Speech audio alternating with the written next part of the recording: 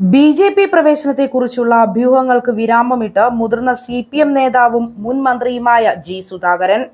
ഇത്തരം പ്രചാരണങ്ങൾ പൂർണ്ണമായി തള്ളിക്കൊണ്ട് സി.പി.എമ്മിനൊപ്പം തന്നെ ഉറച്ചു നിൽക്കുമെന്നാണ് സുധാകരൻ പറയുന്നത്. തന്നെക്കുറിച്ച് അറിയാവുന്ന നാട്ടുകാർക്ക് ഇക്കാര്യത്തിൽ സംശയമില്ലെന്നും അറിയാത്തവർക്കാണ് സംശയമെന്നും സുധാകരൻ പറഞ്ഞു. ഇത്തരം പ്രസ്താവനകൾ തമാശയായി മാത്രമാണ് കാണുന്നത്. തന്നെ അറിയാവുന്ന നാട്ടുകാർക്ക് അങ്ങനെയൊരു സംശയമില്ല. അറിയാത്തവരാണ് ഇക്കാര്യങ്ങൾ പറഞ്ഞു നടക്കുന്നത്. എല്ലാവരോടും ബഹുമാനവും സ്നേഹവുമാണ് ഉള്ളത്. എന്നാൽ ക്രിമിനലുകളെ ആദരിക്കുന്നവർ സ്വയം ചിന്തിക്കണമെന്നായിരുന്നു ജി. സുധാകരൻ പറഞ്ഞത്. പാർട്ടിയിലെ ചില നേതാക്കളെ പേരെടുത്ത് പറയാതെ വിമർശിക്കാനും സുധാകരൻ മറന്നില്ല. ചില നേതാക്കൾ താൻ ബി.ജെ.പിയിലേക്ക് പോവുകയാണെങ്കിൽ പോവട്ടെ എന്ന നിലപാടുള്ളവരായിരുന്നു. പാർട്ടിക്ക് അത്തരമൊരു ചിന്ത ഉണ്ടായിരുന്നില്ല. ബി.ജെ.പി. പലരെയും പാർട്ടിയിലേക്ക് ക്ഷണിക്കാറുണ്ട്.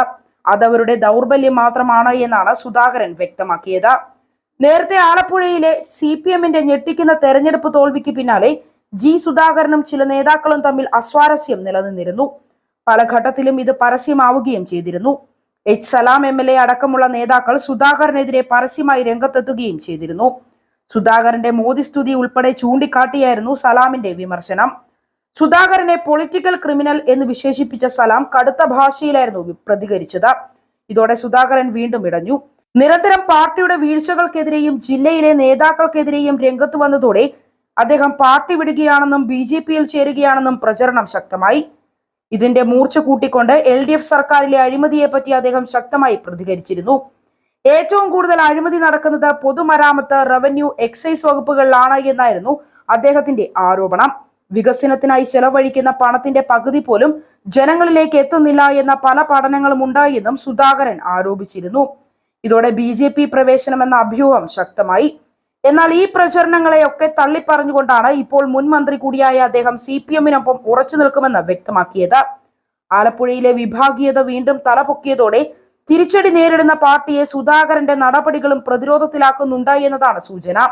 അതേസമയം അഴിമതിക്കും അനീതിക്കുമെതിരെ ശബ്ദിച്ച കുറ്റത്തിന് ജി. സുധാകരനെ പുറത്താക്കിയാൽ അദ്ദേഹത്തെ ഉൾക്കൊള്ളാൻ ശരിയായ ബദൽ ഇപ്പോൾ കേരളത്തിലുണ്ട് എന്ന് കെ. സുധാകരൻ കഴിഞ്ഞ ദിവസം പറഞ്ഞിരുന്നു.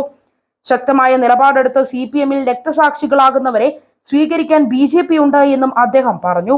പണ്ടൊക്കെ സി.പി.എമ്മിൽ നിന്നും പുറത്താക്കപ്പെടുന്നവർ അനാഥമാവുമായിരുന്നുവെങ്കിൽ ഇന്ന് 20% വോട്ടുള്ള NDA ഇവിടെയുണ്ട്.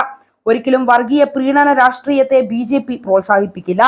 വികസന രാഷ്ട്രീയം ഉയർത്തിയാകും NDA ന്യൂനപക്ഷങ്ങളെ സമീപിക്കുക എന്നും ബി.ജെ.പി. സംസ്ഥാന അധ്യക്ഷൻ പറഞ്ഞു. കുടുംബാധിപത്യ ഭരണമാണ് കേരളത്തിൽ നടക്കുന്നത്.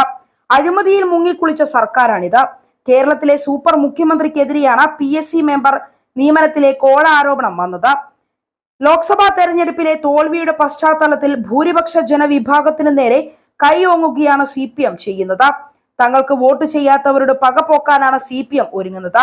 എന്നാൽ ബി.ജെ.പിയെ പിന്തുണച്ചതിന്റെ പേരിൽ ആരും ആക്രമിക്കപ്പെടില്ല എന്നും സുരേന്ദ്രൻ പറഞ്ഞിരുന്നു.